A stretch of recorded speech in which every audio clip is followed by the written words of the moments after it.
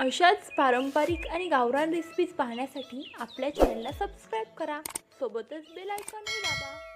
नमस्कार मित्रांनो, स्वागत आहे तुमचे आपल्या तृप्ताई किचनमध्ये. अशा सोप्या आणि घरगुती रेसिपीज बघण्यासाठी आपल्या चॅनलला जास्तीत जास्त शेअर करा आणि सबस्क्राईब करा.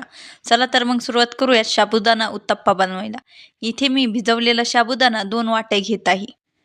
साबुदाणा मी रात्रीच भिजू घातला होता. तो आता एका मिक्सरच्या भांड्यामध्ये टाकायचा. 2 वाट्या साबुदाणा घ्यायचा. 5 ते 6 हिरव्या मिरच्या घ्यायच्या आणि चवीप्रमाणे मीठ घ्यायचं. आता हे सर्व मिक्सरमध्ये बारीक करून घ्यायचं. त्याच्यामध्ये बारीक होत नसेल तर थोडंसं पाणीही टाकायचं. आता मी ते मिक्सरमध्ये बारीक करून घेतलेलं आहे. आता इथे एक उकडलेला बटाटा घेतला आणि तो अशा प्रकारे किसणीने किसून घ्यायचा.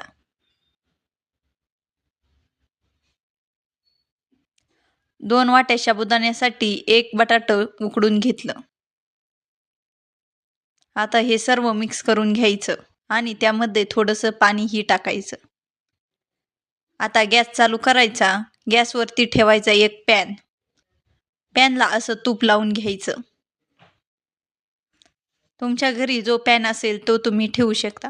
आता त्यामध्ये हे बॅटर ठेवायचं आणि ते चमच्याने म्हणा किंवा असं काही जर तुमच्याकडे असेल तर त्याने हे पसरून घ्यायचं. चमच्याने हे सहज पसरतं. दिसायला जरी ही अवघड दिसत असेल तरी करायला सोपं आहे. साबुदाणा भिजवलेला असल्यामुळे थोडासा चिकट होतो, पण काही नाही, चमच्याने ते सहज पसरतं.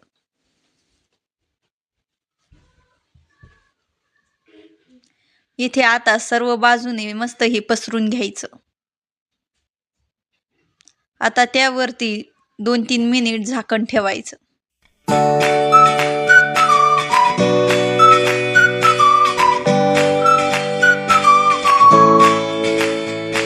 2-3 मिनिटांनी आता आपण झाकण काढून पाहूयात. हे बघा, एक बाजू त्याची भाजली आहे.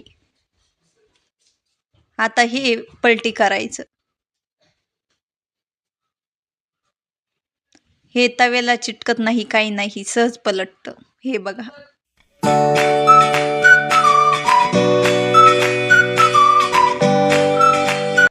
आता दुसरी बाजू भाजण्यासाठी परत त्यावरती झाकण ठेवायचं. परत 3 ते 4 मिनिट त्यावरती झाकण ठेवायचं आणि गॅस कमी ठेवायचा जेणेकरून ते जळणार नाही. आता परत झाकण काढायचं. हे बघा, चिटकत नाही, काही नाही. आता त्याला वरून असं तूप लावायचं. इथे उपवासाचे आहे त्यामुळे मी तूप लावत आहे. तुम्हाला जर वारंवार खिचडी खाण्याचा कंटाळा येत असेल तर तुम्ही उपवासाला असा साबुदाणा उत्तप्पा नक्की करा. करायलाही सोपा आहे आणि वेळेचीही बचत होते. हे बघा, कमी गॅसवरती आता मस्त भाजत आहे, मधीही भाजत आहे. हा तुम्ही दही चटणी संग खाऊ शकता. आणि हा उत्तप्पा गरम गरमच खायचा, गरम गरमच मस्त लागतो. हे बघा, आता मस्त भाजून घ्यायचा.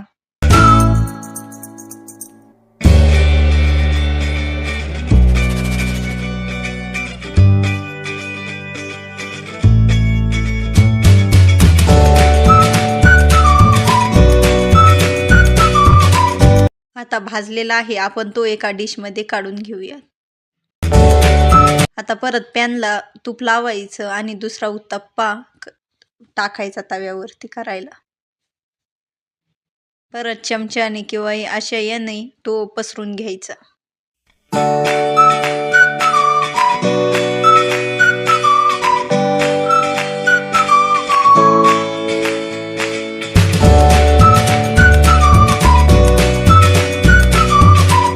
असा पसरवायचा. मस्त पातळही करायचा, जास्त जाड नाही ठेवायचा.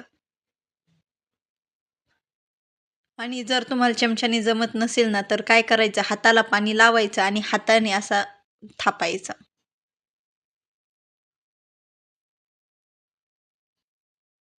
तो चिकट असल्यामुळे हाताला जास्त चिकटतो, पण काही नाही, पाणी लावायचं हाताला आणि मग तव्यावरती असा पसरवायचा.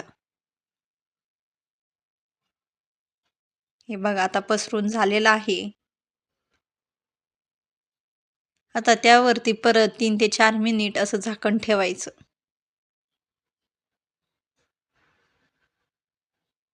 आता झाकण काढून पाहूयात. झाकण ठेवल्याने काय होतं तर मधली जी बाजू असते ना ती मस्त शिजते, वाफाळते. आता परत त्याची साईड चेंज करायची. आता दुसऱ्या साईडने भाजू द्यायचा. परत त्यावरती आपण झाकण ठेवूयात. परत झाकण 3 ते 4 मिनिट ठेवायचं. आता झाकण काढून पाहूयात.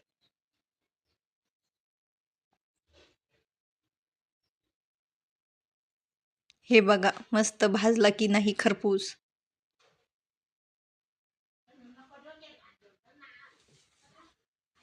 आता त्याला वरून असं तूप लावायचं. दोन्ही बाजूनी तूप लावून घ्यायचं.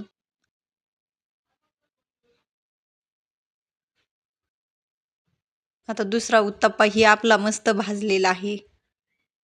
तोही आपण एका डिश मध्ये काढून घेऊयात.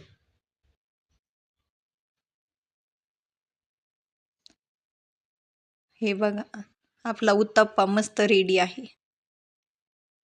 हे बघा आपला एकदम स्पंजी असा उत्तप्पा झालेला आहे. हे बघा हाताने आपण पाहू शकतो. तयार आहे आपला गरमागरम असा साबुदाणा उत्तप्पा. थँक्यू.